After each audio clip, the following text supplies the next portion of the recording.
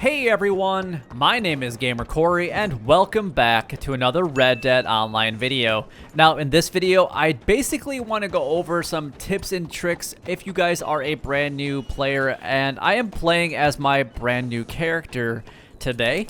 And I wanted to just give you guys some of the tips and tricks that either I had kind of forgotten about and that you guys might want to know. And I've also had a few people messaging me lately saying that I don't know what it's like to be a new player here in Red Dead Online because I had been playing since day one as my other primary character. So I decided to finally start up a brand new character and start all over. And I wanted to give you guys a little bit of my advice that I could possibly bring to you guys as much as possible here in Red Dead Online.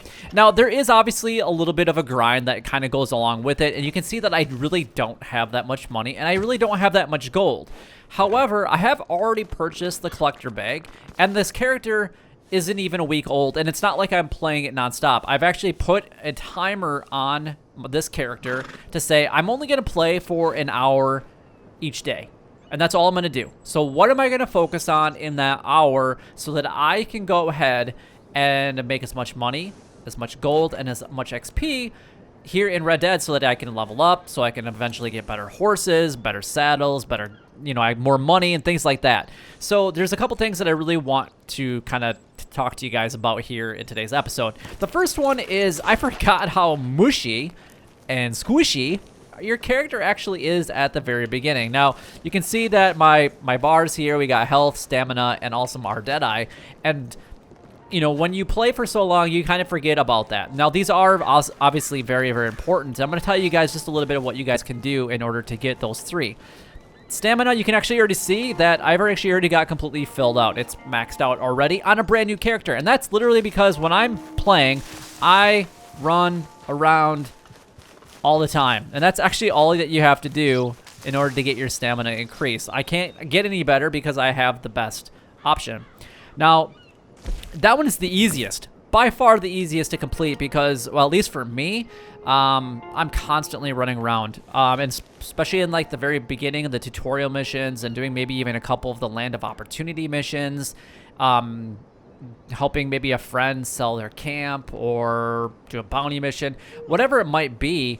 I'm constantly running, and I recommend that you guys do the same thing for stamina as well. Now, for your health, I definitely recommend that you guys go fishing. Now, fishing is going to cost you a little bit of money to go in and get your fishing pole, but it's going to be worth it in the long run. It was not that expensive. I can't remember the exact price now, but you can find it in your catalog. It was maybe $100, somewhere right around that area. And then I was able to already purchase a bolt-action rifle, a Lancaster repeater. I also have my bow and arrow, which I can't show you guys because I'm not on my horse. I have my bow and arrow, so I purchased that as well. I also got the varmint rifle. I actually bought that during that 30% off, so that was good. I really feel that this is kind of my main setup anyway. So we have our bow and arrow. We have obviously our standard gun, which is the carbine repeater and the revolver, bolt-action rifle, and the varmint rifle. So the varmint rifle, bolt-action rifle, and my Lancaster are my primary weapons, even that I currently use in my main character anyway. So those are the ones I went off of, and the reason that I chose these, basically these two in particular, the bolt-action rifle and the varmint rifle, is you can do all of your hunting with those two weapons anyway, and you don't need to have another gun. So those are actually the first two weapons that I bought at all, because I was able to kill everything and maintain its quality with one of those two weapons. And basically, when you're doing and you want to improve your Deadeye, you can basically go ahead and just either do one of two things. You can either go and find like gang hideouts, or you can even get yourself really in trouble with the law. Unfortunately, that does cost money. The bounties, I don't remember what the bounties were like when I first started, to be completely honest, here in Red Dead Online. I just don't feel that I had that much money's put into bounties, as I feel like it costs a lot more, and you can easily get a bounty here in Red Dead Online now. So those things are very, very important, and I definitely recommend that you guys level up your cores as fast and as quick as possible here in Red Dead Online, because otherwise you're just too squishy. The other thing that you're going to want to do is focus on you know, maybe 2 of your primary weapons. So like in my case, I have my bolt action and my Lancaster. Those are my primary weapons, I'm going to call it.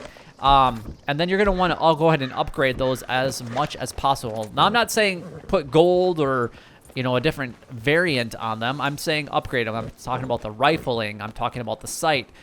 Maybe even a scope. Whatever it takes to improve that weapon, go ahead and do it. Now, obviously, you can see that I'm only a level 19 right now, but an hour playing basically each day, doing a few odds and ends is a really good opportunity when you're to basically level up, is just doing the missions. That's a really good option. Doing the daily challenges is really, really fantastic. It's a good way to level up really quickly. And the other really good way to level up really quickly is by purchasing the collector bag from Madame Nazar, because, well, you get a lot of experience points from this thing, and you guys definitely need to make sure that you have this. I chose the collector bag for my first roll based on 2 things. Number 1, XP. You can make so much XP from this. And look, and the other thing that I want to actually show you guys on a brand new character is we can actually take a look at our benefits area. And I'm already a club, let's see, club 26, I believe. And the, oh, 30. Wow, I'm a lot higher than I actually thought I was. But my character is only a level 19. So ultimately, once I get enough gold, I plan on actually purchasing this. Is actually what I'm going to do, because then I'll instantly get the gold back, and then I'll get all the benefits of actually having this. So I recommend that you guys, even regardless of where you're at, if you have 40 gold bars, you need to purchase the all-out pass, because you get the money back. You get your gold back for purchasing it as long as you complete all 100 levels or 100 ranks of it within that time frame, which we still have until March, which is still almost 2 months away from right now to get this. So there's, I mean, I'm trying to share guys a lot of information, what I recommend that you guys do. So there's some tips and tricks here. The other thing that I really recommend you guys do is make sure that you guys are doing your streak for your daily challenges. Now, I haven't done my streak yet today. This is literally just me signing on for the day to do my hour worth of work for my secondary character here. But I have these that I want to go ahead and work on. Now, these are all relatively easy. Obviously, we do have to find ourselves some pork. I don't think I actually have any on me right now because my character is so new. But we could probably find some relatively easy. Oh, there we go. I have 15 pork tenderloin. Oh, it's because I was going after wild boars a couple days ago. That's why. So, because I was looking for animal fat and a few other things. So I already have all that. So all I actually need to do is go ahead and find myself a campfire and cook that up. I mean, that's easy. So basically, I go over in my primary character some of the things that you guys need to do every day in order to, at least, if you guys only have like 5 or 10 minutes of time, I go over however many daily challenges there are. And today was even an opportunity to possibly get up to 5 of them done within that time frame.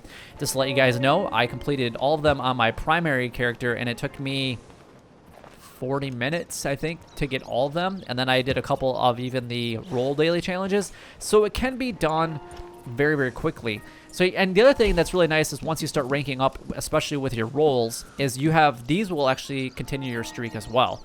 So you don't have to necessarily just do the general challenges. You can do this one. So you just have to find one collectible looted from a non-player enemy. Now, once you get higher, you have to start doing more. Like my character had to do 3 collectibles found from looting non-player enemies. But I don't really have a good option right now, because the best option to loot collectibles from non-player enemies is gang hideouts or bootlegger missions. Well, I don't have access to bootlegger missions because I'm by myself, and I can't even use my primary account because, well, I only have the one Xbox I'm currently using. So it's hard to do that. So that is an option. Yeah, I could definitely help a friend, and if they want to do bootlegger missions, which is always a thing. But my biggest advice right now is if you are a newer or a lower level character and you're trying to rank up to whatever you're trying to purchase, whether it's a new horse, a new saddle, which I'm actually trying to get a new saddle because I'm going to use that on future horses for this character. But it's expensive, and I have to get up to a level 34. So what is the best way to do it? Collectibles. Every collectible set you make 1,500 experience points, plus you get all the experience points from everything that you collect from doing that collector set. So like last night, I ranked up 2 levels total from literally just going around, running around, grabbing stuff, and picking it up. That's all I had to do is pick it up. I didn't even have to sell it to Madame Nazar yet. I just had to pick it up. So anything that you guys can find. I have tutorials on my channel that you guys can go ahead and just follow along, and you guys are going to give all the options for all the different collector sets that are available for that day. And if you did all of them, that does take a pretty significant amount of time. Coins are obviously the best, but not everybody. Even my character, I don't have the field shovel nor the metal detector yet, so that's something that I'm trying to save up for because, well, the metal detector is $350, and I can't remember how much the metal detector is now off the top of my head. Let's go ahead and take a look. It's $700, so I basically need $1,050, and I only have 304. I can't even buy the field shovel right now, so that's why I chose the collector role, because you can actually make so much money with it. You can actually pick 3 collector sets of the wildflowers every day. You have the tarot cards and the antique alcohol bottles that don't require any of those. So you can actually have access to 8 different collectible sets every single day, which is insane if you think about it. 8 collector sets you guys have access to that you can make money on. Obviously, the least one is 190, and that's from the American Wildflowers, but you can get 3 of them, so that's almost $600. Plus, you can also go up to the tarot cards, which is like $240 a piece, I think, for the cards. Let's see, 240. That's the one that I think I did the cups yesterday. The swords is 286. So you can see where you can actually generate money really quickly from doing these. Let's go to the next one. This is the wands. That's the cheapest one, 239 so far. Things like that. So I definitely recommend that you guys go after the collector rule first to purchase, because you can make so much XP and so much money from it. Because right now, when you're a little bit earlier in the gold is important, and it's going to help you unlock the other rules, but it's not what progresses you through the game. Money is actually what progresses you by far, and you make a lot less gold, and it costs a lot of gold to buy anything instead of using money. And that's why I chose to go to the collector route, and I recommend that you guys go to the collector route as well, just because it's going to help you guys out in the long run. Those are some of my main tips. Try to find a friend to play with. Being in a posse is going to help you guys out tremendously, especially if they are a higher ranking level character, or if they have access to the other roles. Even if they are just starting in their role and you don't have access to it, that's going to give you access to something that you didn't actually have access to, and now you don't even have to purchase that role, but you can actually start ranking up for it. So that's pretty cool. And I definitely recommend that you guys do that as much as possible.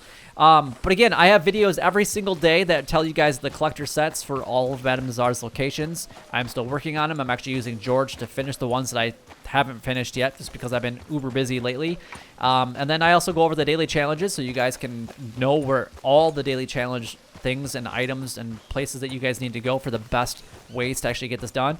I've been playing since day one. I can tell you guys all different locations for all different types of stuff and the best locations that I use. And when I tell you guys it's the best ones I use, I can get all of my daily challenges done relatively quickly, and you guys can too. So, what other tips and tricks can I give to you? Before you can get Madame Nazar's collector bag, you're gonna have to do a little bit of hunting, and I know that there's some issues with spawn rates for some people, especially in larger lobbies like the one that I'm currently in. It definitely seems like it's better the lower amount of people that you have. I actually happened to get into a lobby with 6 players with my primary character, and there was animals galore. I mean, I couldn't even walk like 5 feet, and there was like a herd of animals somewhere. It was ridiculous, but it was awesome at the same time. And unfortunately, you do need to do a lot of hunting, like right at the beginning, in order to make money. And with the lack of animals, it makes it a little bit tougher. So what other things can you do? You can still actually do some of the collecting. So if you happen to find a collector item, pick it up, because when you finally get that 15 gold bars, unless you're able to get it for free, or if they ever have a discount on it to get it on the collector bag again, so you can save the 5 gold bars and purchase it for 10, then you'll have a ton of collectible items that you can actually sell.